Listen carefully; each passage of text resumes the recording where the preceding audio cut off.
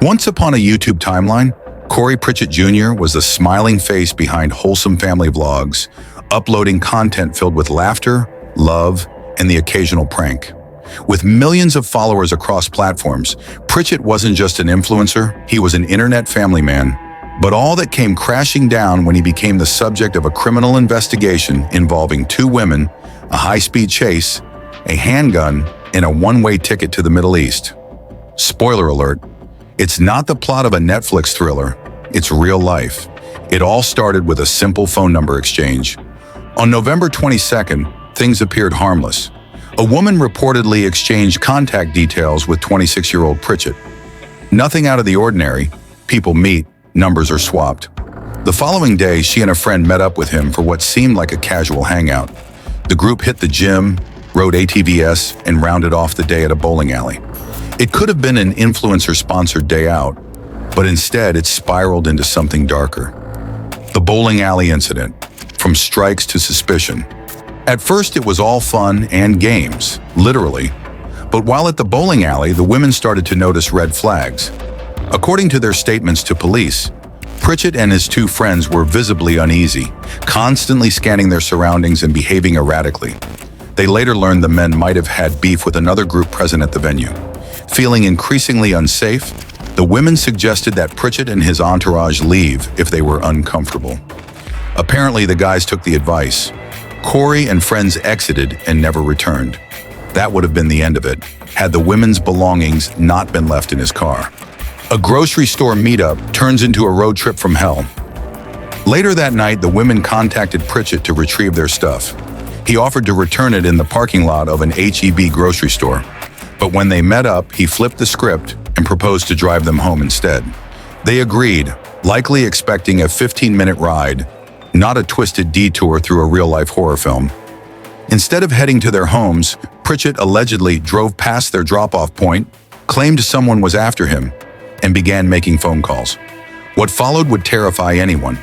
Driving at speeds exceeding 100 miles per hour, waving a gold-colored handgun out the sunroof, and firing shots out the window, all while they were still in the car. The phone call that raised alarms. As if the gun-toting chaos wasn't terrifying enough, things took a truly sinister turn during a video call he made mid-drive. The woman on the other end, saved in his phone as future wife, was asked, "If I had the perfect opportunity, in the middle of nowhere where no one could hear them scream, should I just do it?" To which she reportedly replied, "Yes." Cue the internal screams. The women, now in full survival mode, tried to calm him down, even resorting to asking him to pray. That's how bad things got. And yet the prayers didn't slow him down. He kept speeding along Interstate 10 like he was in a Grand Theft Auto mission gone off script. The threats and the escape. According to the victims, Pritchett pointed the gun at them and said, "I'm going to fuck y'all and then kill y'all." Desperately, the women began texting each other for help, but he allegedly seized their phones, cutting off their only line of communication. Fortunately, before anything worse could happen, Pritchett suddenly changed his mind and pulled over. He told them, "This is your only chance, get out." One woman tried to retrieve her phone but failed. Then just like that, he sped off, leaving them alone and stranded on the side of a Texas highway at night. It took them over an hour to flag down a driver who eventually called 911. The evidence trail left behind. While Pritchett's alleged behavior was erratic, the evidence wasn't. One of the women had Life 360 installed on her phone, an app designed for families to track each other's locations. That digital breadcrumb trail included timestamps and GPS data that matched up with their account, helping investigators corroborate their story. Authorities also matched Pritchett's identity using his driver's license and social media profiles. But when they tried reaching him, his phone had conveniently gone dark. Thankfully, TikTok never sleeps. His online activity revealed he was planning an international relocation. Where to? Dubai, of course. Turns out your phone really can snitch on you harder than your ex during a breakup. Life 360, protecting teens from sneaking out and solving alleged kidnapping cases since apparently now. Authorities didn't even need a search warrant just to scroll through his Instagram and some geotags. And if you're going to run from the law, maybe don't live stream your packing and tell your followers, "I'm out of here." A one-way ticket to Qatar and online flexing. On December 9th, investigators learned that Pritchett had purchased a one-way ticket to Qatar, a known transit hub for those traveling to the United Arab Emirates. Soon after, he began posting videos from the Middle East, basking in the sunshine while telling followers the US was getting real wicked. In a video, he said, "I'm having more kids with my future wife. My kids are going to be homeschooled, bro." Bold of him to plan a future amid federal investigations. He presented himself as an escapee from the supposed chaos of America. His captions made light of the allegations, even taunting authorities with messages like, "Let the show begin." If only the FBI accepted sub-tweets as defense statements. The FBI, extradition woes, and what comes next. On December 26th, Corey Pritchett Jr. was officially charged with aggravated kidnapping. Although no federal charges have yet been confirmed, kidnapping in Texas is serious business, potentially landing someone in prison for decades, if not life, depending on aggravating factors and whether firearms were involved. Extraditing him from Qatar isn't exactly simple. According to retired FBI agent Colin Schmidt, extradition treaties vary depending on the crime.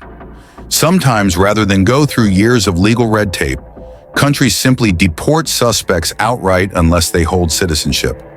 It's unlikely Pritchett holds any Qatari credentials, so U.S. authorities might just get their wish granted. And let's be honest, Corey might be regretting not fleeing to a non-extradition country with better Wi-Fi and less sand.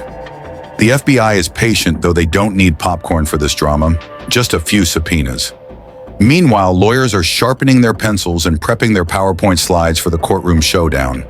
So whether it's via extradition or just a really awkward layover in Atlanta, Corey might be back on U.S. soil sooner than he hoped. See y'all when I get out. In early January, Pritchett took to Instagram again, suggesting he was returning to Houston for a meeting. He wrote, "See y'all when I get out. Everybody want to see me behind bars for accusations I didn't do." He also claimed to have hired the best lawyer in Houston. Flex or fact? Time will tell. This bizarre saga, starting with YouTube fame and culminating in international headlines, has ignited a broader conversation. Beyond the shocking details, there's a serious undertone: the blurred line between social media personas and real-world responsibility. As Schmidt noted, we're witnessing a generation of online figures crossing boundaries for clicks, and society, including law enforcement, is increasingly unwilling to look the other way. If this is his idea of a rebrand, it's less Mr. Beast, more Mr. Bond, James Bond villain. Posting bail might be harder than posting a TikTok, but we're sure he'll try both. His fans are either lighting candles or unfollowing in silence.